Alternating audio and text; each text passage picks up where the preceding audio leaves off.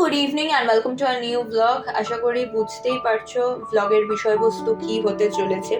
এই ব্লগটা হচ্ছে 3rd এপ্রিলের, যেটা আমি ফাইনালি আজকে আপলোড করার সুযোগ পেলাম। মানে এতটা এক্সস্টেড হয়ে গেছিলাম ওই দিন জেইউ থেকে ফেরার পরে। একে তো প্রচণ্ড রাত করে বাড়ি ফিরেছি, তাই জন্য তখন আর কোনো কিছু করার ক্ষমতা নেই। ব্লগ আপলোড করা, এডিট করা এসব তো ছেড়েই দাও, তখন জাস্ট ঘুমিয়ে পড়তে পারলেই বাঁচি, এরকম অবস্থা ছিল। আর তার মধ্যে এত কাজের চাপ রয়েছে বিভিন্ন রকমের আর কি, নাচ হ্যান ত্যান সমস্ত কিছু নিয়ে, সেই জন্য আরোই হয়নি। এমনই দেরি হলো যে ওদের সংস্কৃতি মানে ওদের ফেস্ট শেষ হয়ে গেছে। যাই হোক, কিছু করার নেই আর। আমি 3rd এপ্রিল গেছিলাম এবং ভীষণ ভালো এক্সপিরিয়েন্স, খুবই ভালো লেগেছে আমার।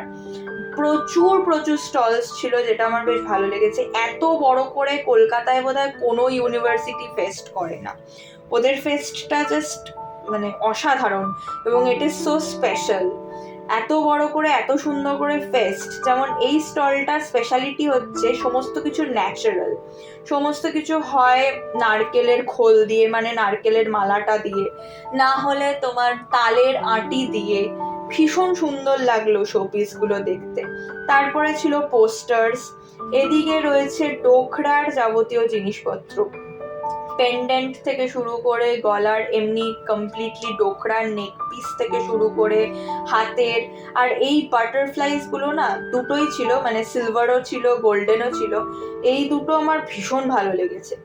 ওনার কথা না বললেই নয়, এই দিদি, উনি অসাধারণ। উনি সত্যি সত্যি শিল্পী মানুষ, কারণ উনি তৈরি করে দিচ্ছিলেন ফ্র্যাগ্রেন্স, বিভিন্ন টাইপের পারফিউমস এবং আতর ওনার কাছে পাওয়া যায়। আমি কোনো একটা ব্লগে ডেফিনেটলি তোমাদের সাথে শেয়ার করে দেবো ওনার কন্ট্যাক্ট ডিটেলস। বাট ওনার মানে স্টক, ওনার যা ভ্যারাইটি অফ জিনিসপত্র, মানে আনবিলিভেবল। 10 ml আতরের বোতলের দাম ছিল হচ্ছে 100 টাকা। এবার দেখো, কাস্টমাইজেশন যেখানে অ্যাভেলেবল সেখানে দাম একটু বেড়ে যাবে, স্বাভাবিক ব্যাপার।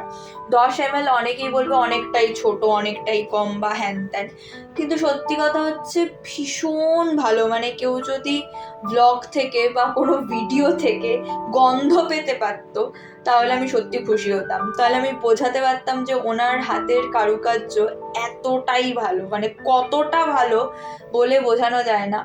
আমি একটা আতর নিয়েছি এবং ফর দ্য ফার্স্ট টাইম আমি স্যান্ডেলউড ছেড়ে অন্য কিছু নিয়েছি। আমি ছাতিমের একটি ফ্র্যাগ্রেন্স নিয়েছি এবং ভীষণ ভালো লেগেছে আমার, বিশ্বাস করো। ওনার ডিটেলস আমি তো শেয়ার করে দেবই বললাম, বাট তোমরা যারা যারা চাইছো ইনস্ট্যান্টলি, যদি কেউ চাও, আমি জানি না কোন ব্লগে এখন শেয়ার করতে পারবো, তবে ইনস্ট্যান্টলি যদি চাও আমাকে ডিএম করো, আমাকে কমেন্ট সেকশনে লিখো, আমি ওনার কন্ট্যাক্ট ডিটেলস দিয়ে দেবো। তারপর চলে গেছিলাম ওয়াও লেবানিজে। আমরা এত হেঁটেছি, এত ঘুরেছি, খিদে পেয়ে গেছিলো ন্যাচারালি, তো আমরা শর্মা নিয়ে বসেছিলাম। তারপরে চলে যাবো হচ্ছে ওয়েটিতে।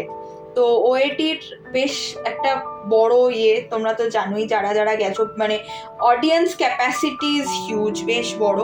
তো খুবই ভালো লাগলো এক্সপিরিয়েন্সটা। তখন ঘড়িতে বাজে 9:10, তখনও শুরু হয়নি। তো বুঝতেই পারছো যে কতখানি দেরি করে শুরু হয়েছে এবং তারপর শেষ হয়েছে, তারপর বাড়ি এসছি। তো অনেকটা রাত হয়ে গেছিলো, যার জন্য আর কি ব্লগস আর আসছে না। তো তারপরে আমরা ধরেছিলাম বাড়ি ফেরার পথ ন্যাচারালি, কারণ অনেক রাত হয়ে গেছিলো। আর এতটা টায়ার্ড হয়ে গেছিলাম যে ইন্দ্রর কাঁধে আমার ব্যাগটা ঝুলিয়ে দিয়েছিলাম, আর তখন আমার ক্ষমতা নেই। তো আমি ওকে একটু রিকোয়েস্ট করলাম, ভাই তুই ব্যাগটা একটু টেনে দে। তো ঠিক আছে, চলো দেখা হবে তোমাদের সাথে আর একটা নতুন ব্লগে। টিল দেন টাটা, সবাই খুব ভালো থেকো, সুস্থ থেকো, সাবধানে থেকো। ফেরার পথে চায়ের দোকান পেয়েছিলাম, তাই দিশাকে আর আমাকে আর কে আটকায়।